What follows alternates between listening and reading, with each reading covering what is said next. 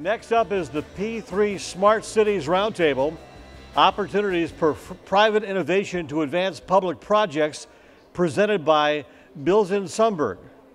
Please help me welcome Senator from the Florida Senate, Jeff Brandeis, Executive Director of the Florida Department of Economic Opportunity, Cissy Proctor, the former Chief Executive Officer of General Electric for Brazil, Adriana Machado, the President and Chief Executive Officer of the Palm Beach North Chamber of Commerce, Beth Kigel, Senior Vice President of HNTB, Jim Barbaresso, Senior Vice President of Corporate Development at Florida East Coast Industries, Jose Gonzalez, the Director of Transportation Development at the Florida Department of Transportation, Alice Bravo, Land Development and Government Relations Attorney at Bilzen Sundberg, Eric Singer, and in the big chair, our moderator, Managing Partner-elect at Bilzen Sundberg, Albert E. Dotson Jr. How about a round of applause for our P4 Smart Cities Roundtable? All right, that was totally unacceptable. We need to do better than that. How about a round of applause for the Smart Cities panel?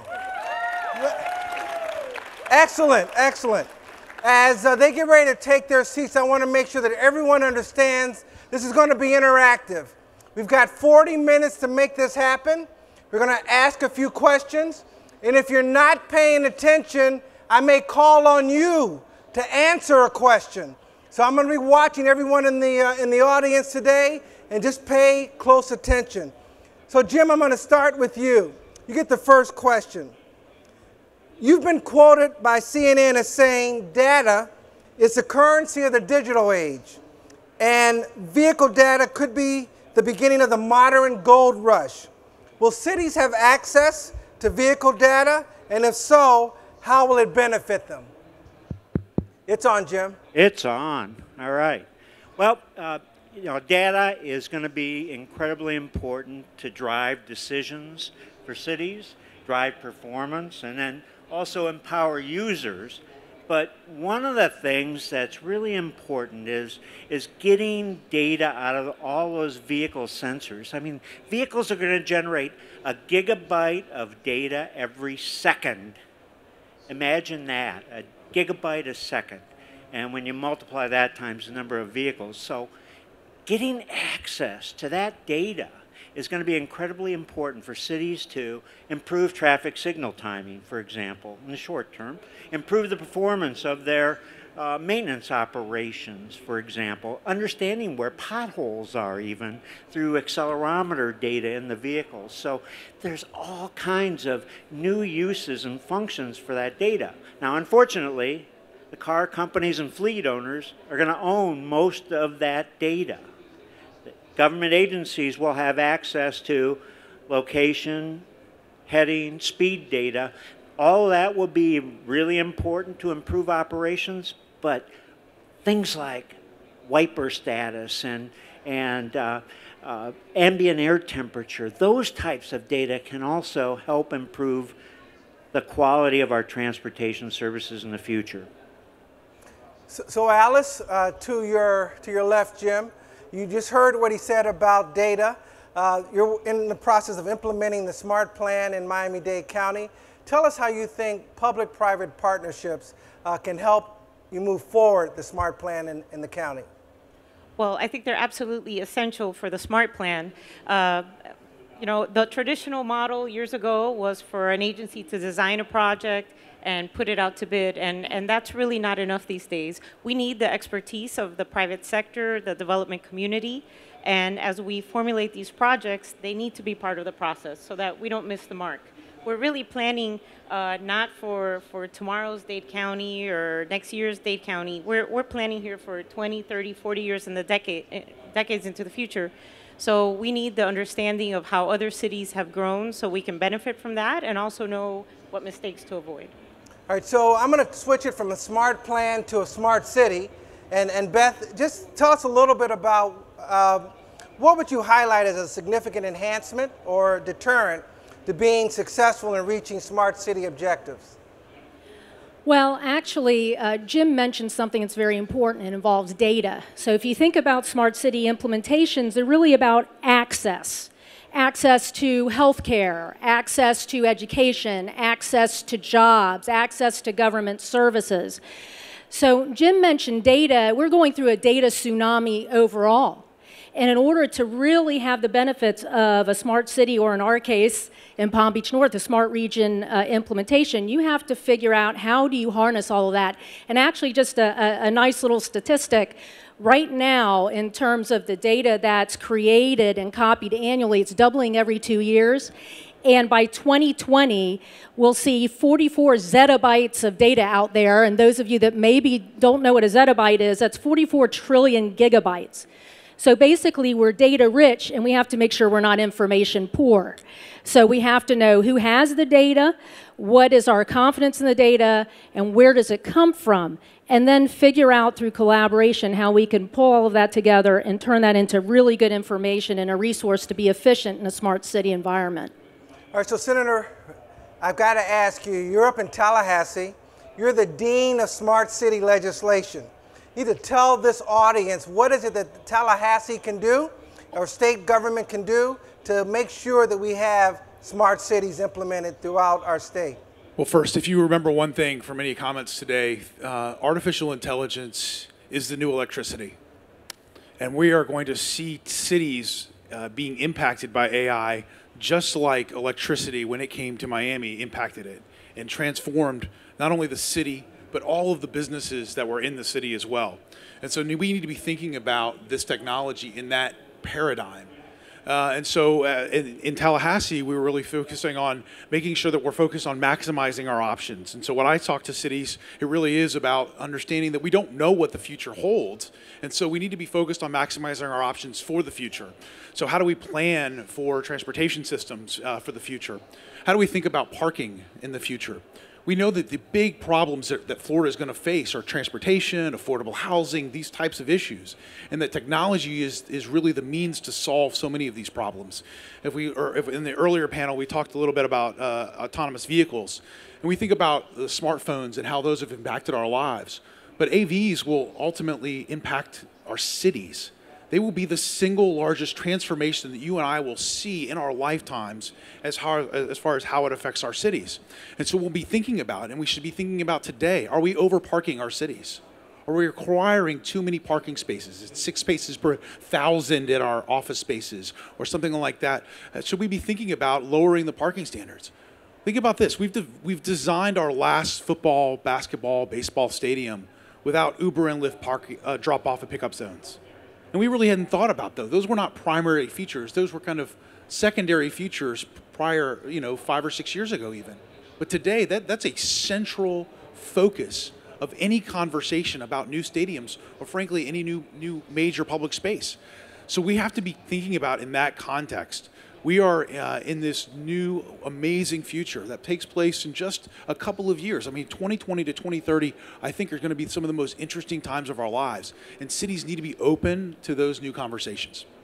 You know, I was about to go to Cissy for the next question, but I'm looking over here, and sir, you're not paying attention. And I did say that I would ask a question if you're in the audience and not paying attention. So you just heard him talk about what has to take place in smart cities. From a land use and zoning perspective, what do you think cities should be doing to make sure they can implement smart cities? You stand up and let everyone see you answer that question. Here's a microphone. I think the senator nailed it on the head, which is we really have to think of how we're regulating. And so when we think of parking, we need to make sure we're thinking of the advances that we've made. Make sure that we're including drop-off zones. Make sure that we're lowering the parking requirements. And I'll look at Jose as well because we work together on the Brightline development. There's a lot of legislation that went in there in the interlocal agreement between the city and the county, and it really took the effort of all of the parties involved to really come up with something that made sense. And ultimately is gonna be a great development for Florida. All right, your time is up. Now this side, are you guys paying attention? I'm coming over here next. Cissy, I just want to ask you a question about resources that are available to support smart city development. Can you share with us what your department is doing and what this audience should know about that? So at the Florida Department of Economic Opportunity, we are able to look at workforce, economic, and community development inside one agency, which allows us really to see all across the state at a very statewide view what's going on, what cities and communities need, what they're doing, what advances they are taking, but also what holes in funding they need help plugging. And so one of the things that we have at the agency is the ability to fund. We're talking a lot about planning, talking about data, talking about coming up with innovative ideas about dealing with parking and having drop-off for Lyft and Uber, but cities and communities have to plan for that, and planning takes money. And so one of the things we have at the agency is we have a state-funded initiative that provides technical grants to cities and communities across the state, and these are small grants. These are $25,000 to $40,000, but what it does is it gets the conversation started. It sparks the we have a problem, how do we fix it conversation, so they have the funding to be able to take the ideas that they gather and do something with them. So plan and put the pen to paper about having those strong ideas that they can actually then go and think about, well, how do we do a feasibility study? How do we go to the Department of Transportation or to our senator and say, how do we fund these and can you help, without having good, strong, solid ideas? And that's what this funding does, which is great. But we also have other flexible funding. So we have a new program called the Florida Job Growth Grant Fund, which last year was funded at $85 million. This year has been funded again at $85 million. Thank you, Senator, for your support there. And what that does is it provides funding for public infrastructure for communities all across the state. So if they've done these feasibility studies, they understand what they need to do to plan, then they can go after some more concrete funding to be able to pay for the roads. Two examples of these are, one is Walton County. Any of you been to 30A with the sugar sand beaches, seaside watercolor? They're going through a planning phase right now, so they took advantage of our community planning grant. And then on the other side, you have a community called Neo City, which is near Orlando.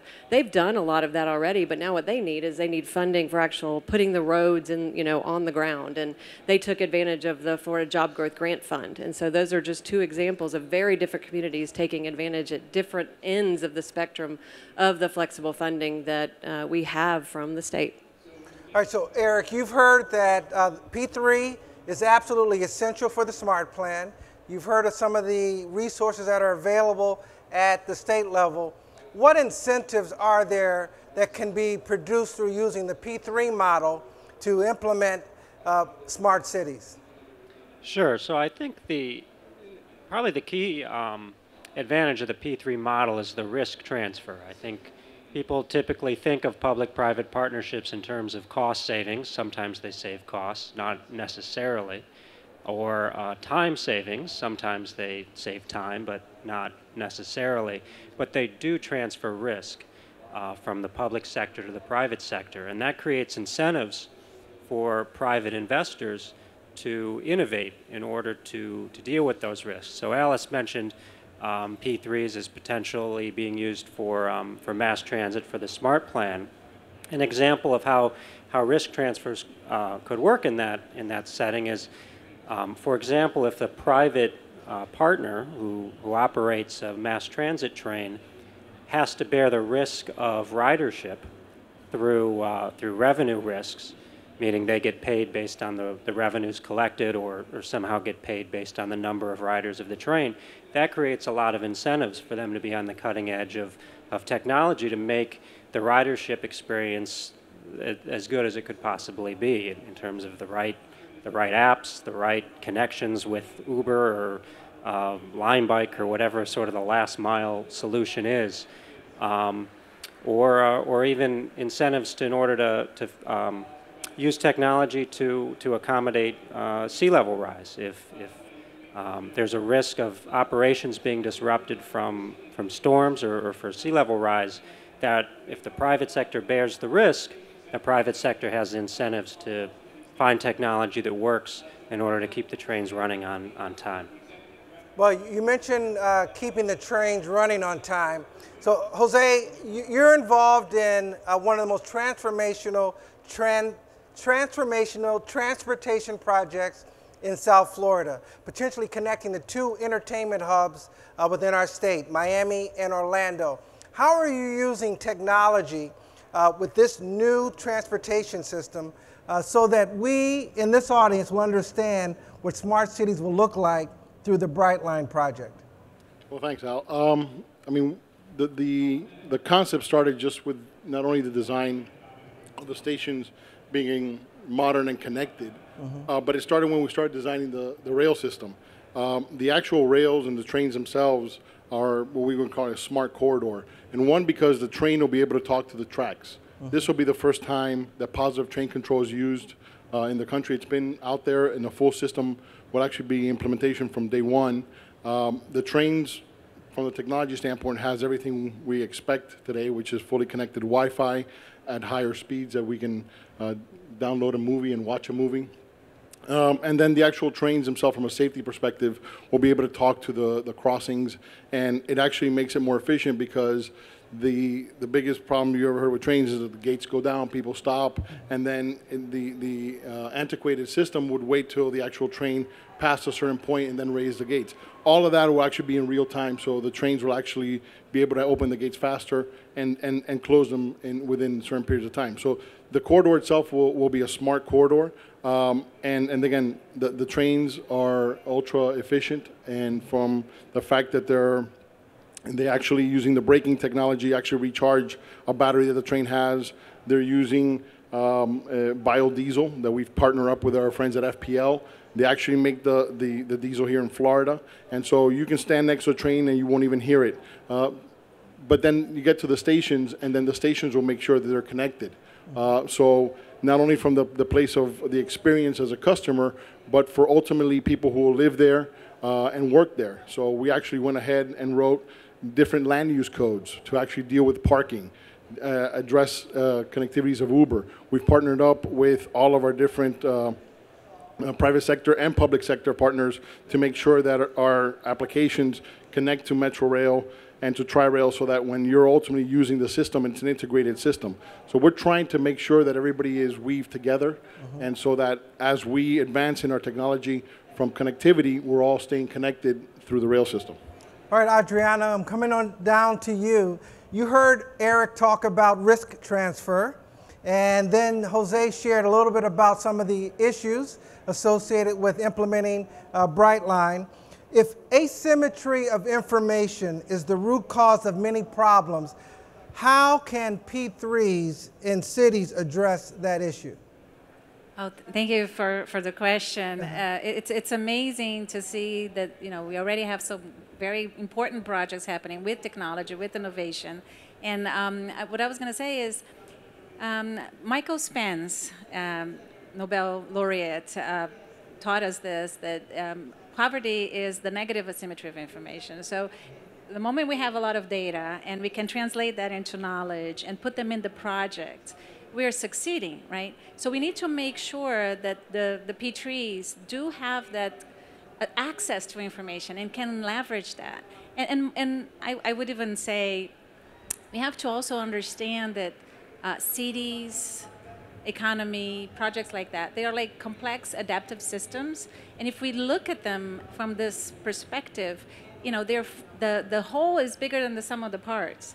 And we need to leverage this interaction that exists, the different layers, networks that can provide this information. How can we translate them to the PPPs? How can we make sure governments are aware of this information and can apply in long-term projects so that we can build resilience into the PPPs? Or we can make sure innovation is there, and there is this ability to look ahead and really deliver now, but the technology that is flexible enough, that can adapt to the future trends. So it's all about information, right? And it's education, but it's how can we transfer this knowledge to the projects and make sure we have the right modeling for that. All right, so Alice, what about successes, and given your experience at the Department of Public Works in using P3s, can you share some of the successes?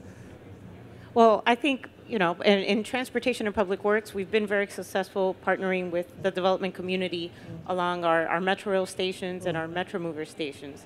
We're seeing the opportunity where, as a new project is developed, it's actually integrated into our stations so that we have true transit-oriented development.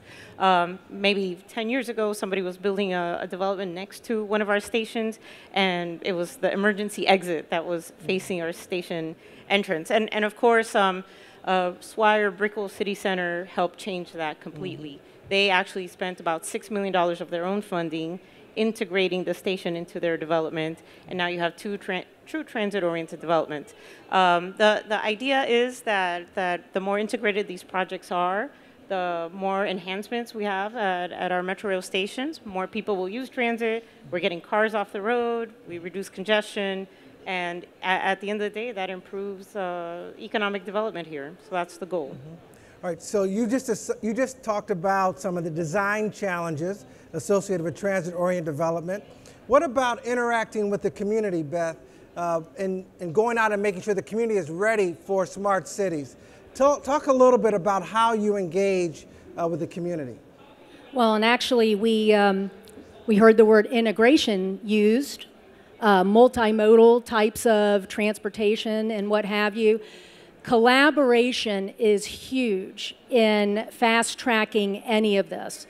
So in our area, Palm Beach North, we cover 10 municipalities, and we actually have a Smart and Connected Region task force that is launched that involves our governments, our private sector, our businesses in various sectors, as well as our education partners.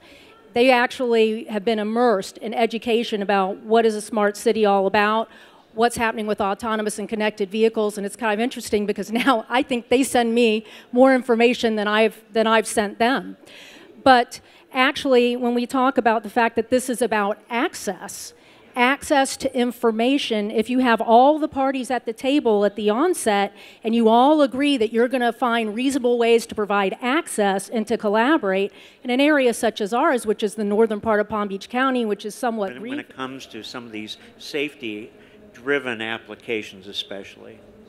But speaking of foresight, Adriana, I think it was a recent study, like the one conducted by Jeffrey West for his book Scale, that talked about the fact that corporations outlive or do better than cities. And is there a lesson to be learned with respect to the P3 model and using the P3 model to implement smart cities that you want to share with the audience today? Sure. Actually, it's quite the contrary. Cities live and companies die. Oh, really? Is that how it works? That's how he measured that. And he used the same approach that I was talking before about complex adaptive systems. And the difference is in companies, they try, when they grow, they tend to become more unidimensional, and they get driven by the bureaucracies top down, and that kind of makes them more rigid. So the companies that don't die are the ones that are able to innovate and disrupt themselves and reinvent themselves. But if you get too rigid and the top down approach kind of takes over, you're gone. Now in cities, it's the other way around. It's difficult to kill a city. And why is that? Because you do have a lot of the agents interacting, and cities tend to become more multi-dimensional with different layers of connectivity and interaction. And then public officials and everybody who's there kind of respond and adapt to that movement, some more than others. But the lesson for PPP that I think should be relevant and we should consider is how can we make sure that the projects that cities, the governments put up, keep this embody this idea of bottoms up more than top down, and can really change because of the input they're getting from data, or because they're using some technology that's working. Let's continue to do that. Let's optimize the impact. But how can you, over time, because it's a long-term project, there is risk associated with it. How can you leverage that to benefit this, this flexibility, this resilience, this innovation, this collective endeavor that we need to see more in cities? So in smart cities, it's all about that. So more bottoms up, less top down. All right, Jose, you're going to close this out with the last question. Then I'll turn it over to the audience, the last 5 minutes that we have. Again, transformational project going across many jurisdictions. We just heard that the difficulty of dealing with cities, sometimes some react faster than others. Share with us your experience, without mentioning any city or county name, in dealing with government and where you've seen government innovate as you innovated with your project. Well, thanks, Al. One of the challenges we've had is when you build a project that's 240 miles long, you're going to go through different opinionated areas, and everybody sees your technology that you're trying to propose in different ways. And ironically enough, we talked about companies evolving and transforming, as cities do as well. Well, our company is 120 years old, and it's evolved. It's a technology that, you know, we've been told it's older technology, right? So rail is not something new. But in this country, rail's almost been forgotten, whereas when we visit the rest of the world, we see the advances we've had in technology in the rail systems. So we're almost starting to start again from technology where a private company is actually innovating and creating an opportunity for rail to come back again. And so as we did that, people were set in their ways that certain technologies they did not want through their communities. And it's to be respected, and it's a challenge. And what we try to see is that you've got to look at the bigger picture. And so as we go through these communities, we adapt and we work with them, and we try to figure out which ways we can actually have some synergies with them, and have the project go through that process. Fortunately for us, I mean, we've been, the right-of-way we've had has been around again for over 100 years. That base that was laid for us has allowed us to upgrade the technology and still be able to meet and try to figure out the concerns of all these communities. You can't dismiss them. You have to try to figure them out. And like everything else, we will continue. It's like every type of project. This is just the beginning of it. As it evolves, as people see what it is, we are skeptical. We're afraid of new things, of change. And a lot of times we're afraid of it, but then when we see it, it's actually not as bad as we imagined it would be. And so we have to continue to evolve and work with these communities to be able to have those concerns be addressed and even dismissed at times, because they'll figure out that it was a concern in their mind, but really it isn't a concern after all. But working together hand in hand with all these jurisdictions and figuring out the rules of the game as you go through these different communities is important, and not just ignoring them, but tackling them head on, so that we can bring this transformational project and help transform those communities. Some communities don't think that it's a transformation for them, but we believe it's a transformation for the entire state of Florida. Excellent. As I was talking about questions, I saw a few hands go up. Since we only have a little less than 2 minutes left, what we're going to do, we're going to close this out, give you a chance to come up and talk to the panelists and ask your question directly to them. But before we leave, I'm going to ask a favor of you. Need to make sure that they feel appreciated as thought leaders in this area for coming out this afternoon. I want to make sure they all get the same round of applause. So I'm going to call their name, and you're going to clap one time. Eric, come on, pay attention one time. Eric, Beth, Jose, Cissy, Senator Brandes, Alice, Jim, Adriana, and your host, Al Dotson. Thank you. Enjoy the rest of the conference, and feel free to use the last minute to ask them any question that you have. Thank you. All right, thank you.